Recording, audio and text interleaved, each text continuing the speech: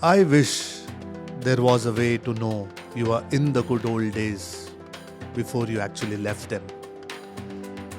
ये line the office नाम की एक सीरीज से है और इसे सुनते ही मुझे याद आया मेरा बचपन,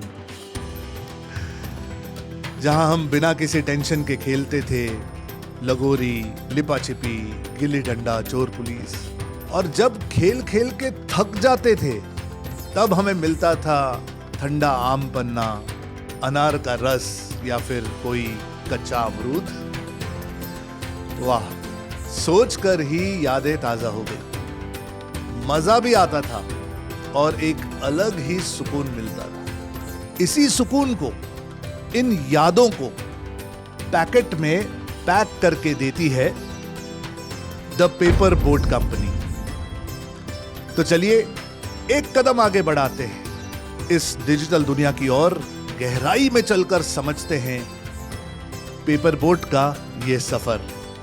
लेकिन पहले एक चुस्की उस पुराने बचपन के यादों में।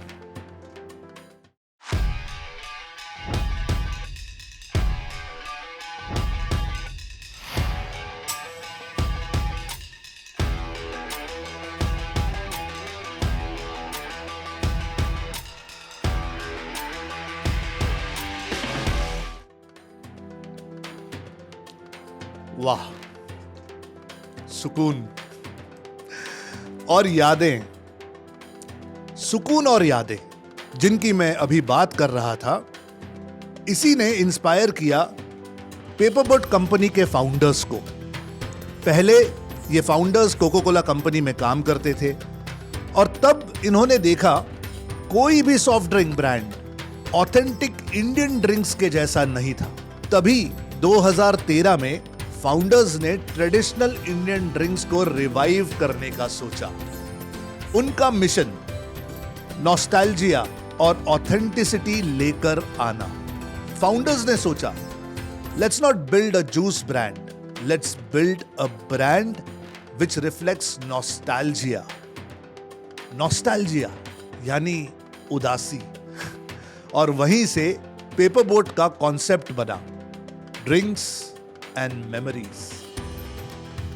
तो पेपर बोट क्या है ये तो अब समझ गए, लेकिन ये प्यार भरा ड्रिंक किसके लिए बनाया गया था, आइए समझते हैं। पेपर बोट ने अपना टारगेट हेल्थ कॉन्शियस कंज्यूमर्स और नॉस्टैल्जिया सीकर्स को बनाया, खासकर मिलेनियल्स और यंग एडल्ट्स जो नेचुरल इंग्रेडिएंट्स पसंद करते हैं। उन यादों को टेस्ट बना के बोतल में भरना आसान नहीं था।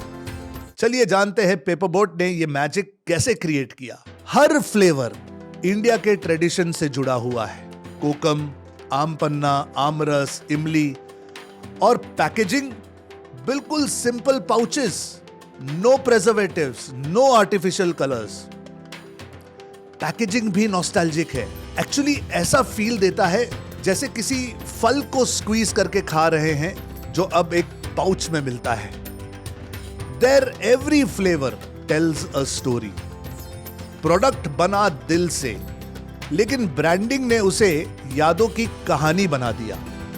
पेपर बोट का टैगलाइन ड्रिंक्स एंड मेमोरीज काफी रिलेटेबल महसूस होता है। हर फ्लेवर एक स्टोरी बन जाता है। आमरस मतलब समर वेकेशन और वो स्टील का टिफिन। चिली गुआवा यानी स्कूल की छोटी छुट्टी का खाना। और इमली याद है, स्कूल के बाहर का ठेला। ये सिर्फ फ्लेवर्स नहीं, यादों का फोटो एल्बम है। पेपर बोट ने नॉस्टैल्जिया को ब्रांडिंग का हीरो बना दिया। पेपर बोट का हर एड एक छोटी सी शॉर्ट फिल्म लगता है। Minimalistic animation, retro background score और एक डायरी जैसा नरेशन स्टाइल। जहां इनका पहला एड खुद गुलजार साहब ने लिखा था।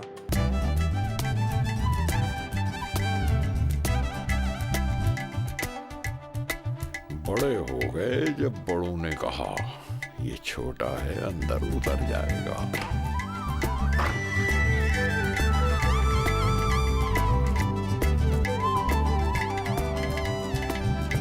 They don't just sell juice, they sell nostalgia. Bringing memories back to life.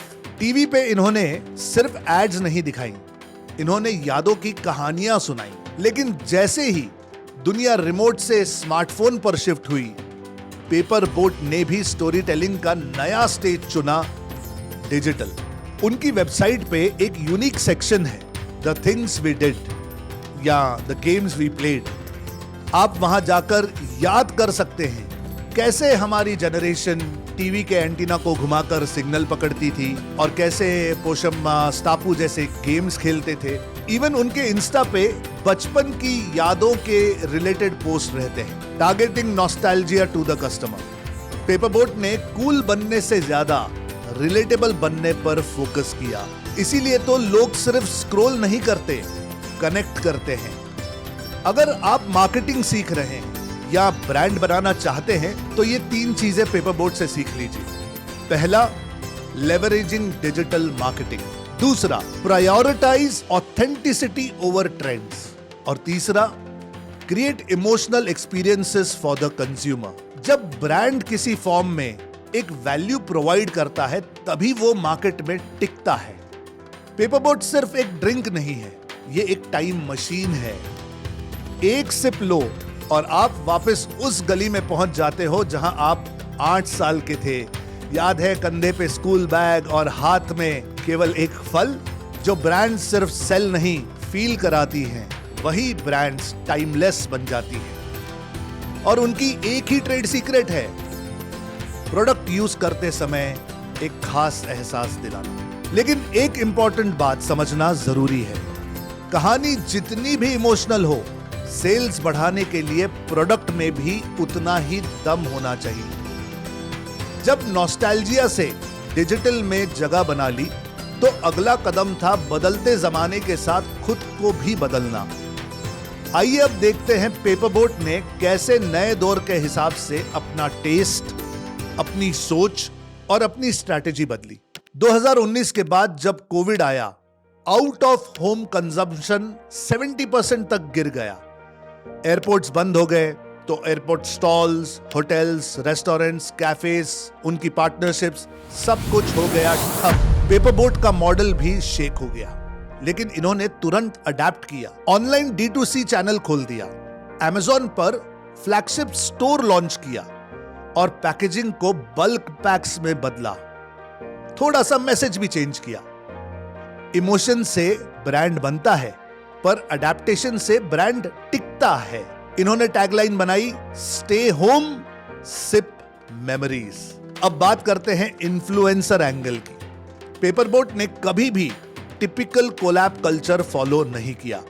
ना कोई क्रिंजी डांस रील्स, ना कोई फोर्स्ड हैशटैग्स। इन्होंने राइटर्स, पोएट्स, एजुकेटर्स और नॉस्टैल्जिया क्रिएटर्स को पिक किया जो सच में पेपरबोट का वाइब समझ पाए। और इसका रिजल्ट, लोगों ने ब्रांड के साथ अपनी यादों को ऑर्गेनिकली जोड़ा।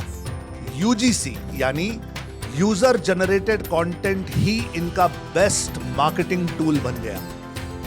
तो अगर आप डिजिटल मार्केटिंग या पर्सनल ब्रांडिंग कर रहे हैं तो ये 3 कोर लेसन्स ले जाइए यहां से।